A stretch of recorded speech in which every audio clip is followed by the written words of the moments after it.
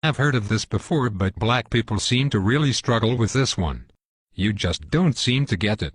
You would rather fight against each other, instead of your enemies. This is bad business and you will never get true freedom doing things this way. Instead, do what we did to gain power. We divided and conquered entire countries based on their differences, while holding true to our similarities. I am white. There is no changing that. My God-born tendency is to preserve my own. Nothing is racist about that. It is just common sense. You people are the stupid ones, going around trying to love everybody, but yourselves.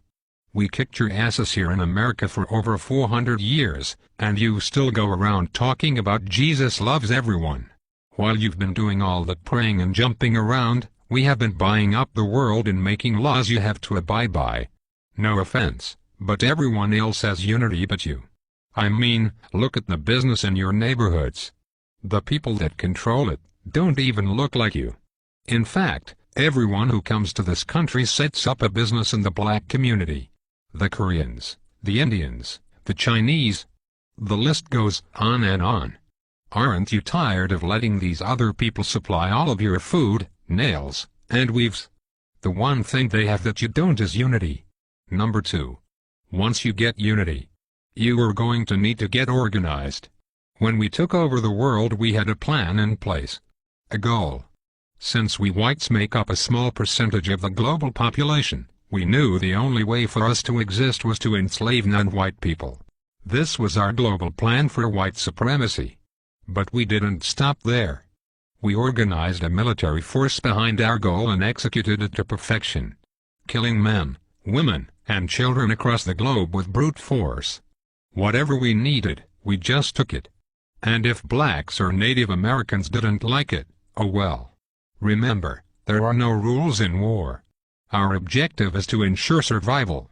But you black people seem to think your economic hardships, social injustices, and high arrest rates just happened by chance alone. Never mind, we've worked nearly 4 centuries, day and night to keep you people exactly where we want you. On the plantation. Yeah. It's true. Let me tell you a little secret. Most white people are not going to tell you this. It's an old family secret we have kept pretty quiet about. And for a good reason. You see, all that free labor my white ancestors got from your black ancestors, translated into a lot of money. In fact, the black slave trade was the greatest wealth-building tool in human history. With free labor we were able to finance the Industrial Revolution. Well, all of that money pretty much stayed in the vast majority of white families. And with all due respect, whites intend to keep it that way.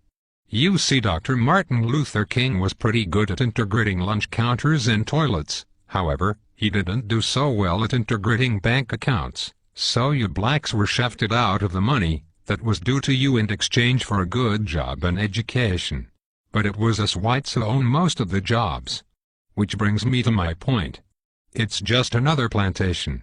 I say all of that to say, being organized is more than alignment, it is knowing the traps we have laid out for you.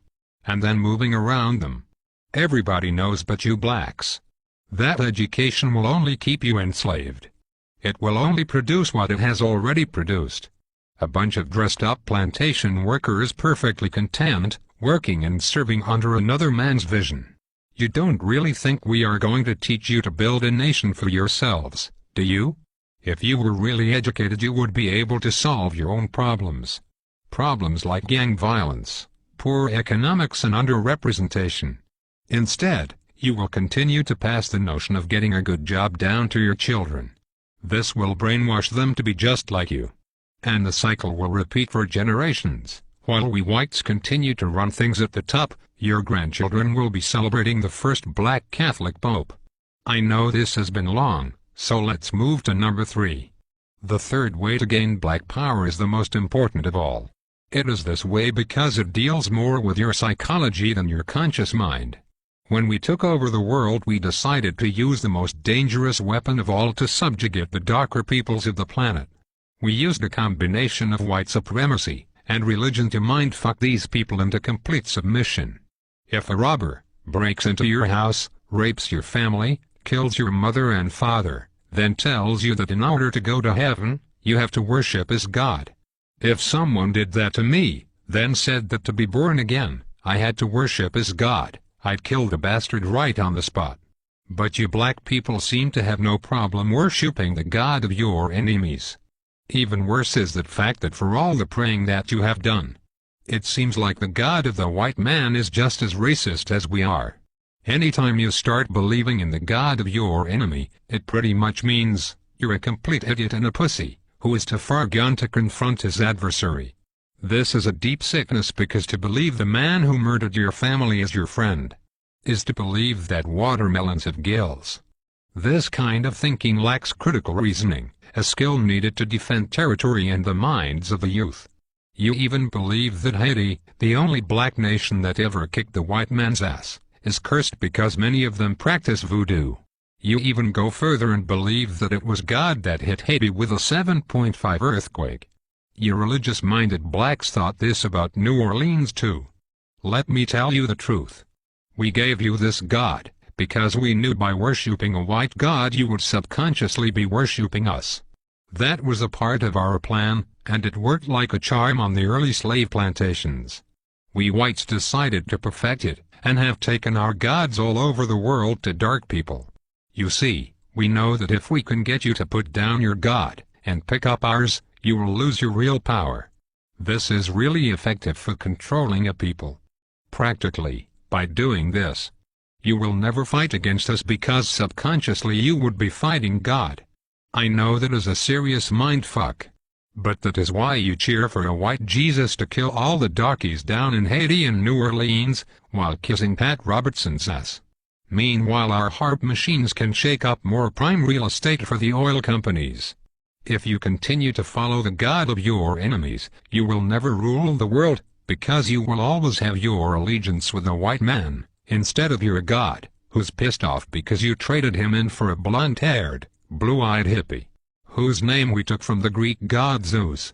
So, let's recap. The top 3 things you need to do to rule the world, and to have black power is: Number 1, get some unity. Stop killing each other over nickel bags of weed and coke. You are basically helping to kill off your own army. Stop it and unite. Number 2, get organized. There is nothing worse than a bunch of rich rappers talking about gangsta and keeping it real, when all of them still work for rich white and Jewish men that pimp them for their talent. With Jay-Z, P. Diddy and Oprah, you black people should have your own distribution company by now, instead of relying on your white backers to put out your albums. This is because you are not organized. This goes for all you sports athletes too. You black sports guys are stupid. You're a grown man and you still have an owner. Stop being a slave and wake up. When you die, all you will have to pass on to your children is a championship ring. When I die, I will have at least 2 islands and a few manufacturing companies to extend my legacy. For you sports guys, no one will remember you, and the money you blew on trying to floss will be right back into our hands. You need to organize and put your money and minds together, for one common goal: black power. Last but not least, you have to stop following the white man's God. He has really done nothing for you since you started to believe in him.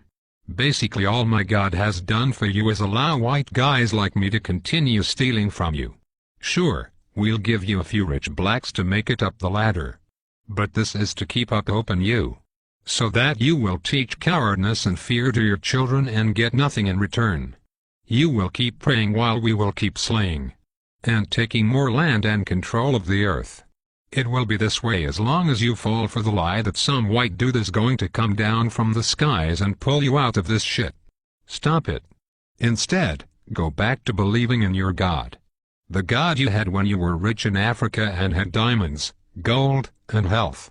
It certainly beats the crap the white man's God has given you. Even if you believed in rocks, you would probably have more luck than what you have gotten with this guy.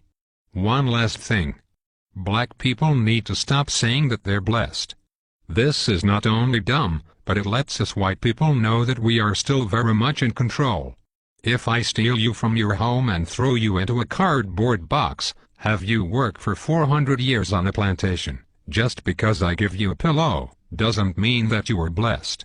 It just means that I gave you a fucking pillow. If a guy cuts off your hand, and then turns around and gives you a bandage, it don't mean anyone blessed you. He just needs his slave to be able to work the next day. So you are not blessed just because the white man gives you a doggy treat. It simply means you are fucked. So given all the crap you blacks have dealt with here in America, and abroad, a new car or money for the life bill are just tools we white folks who are trying to run a plantation do to keep up the morale. So, if going from Africa, a land of milk and honey, diamonds and resources,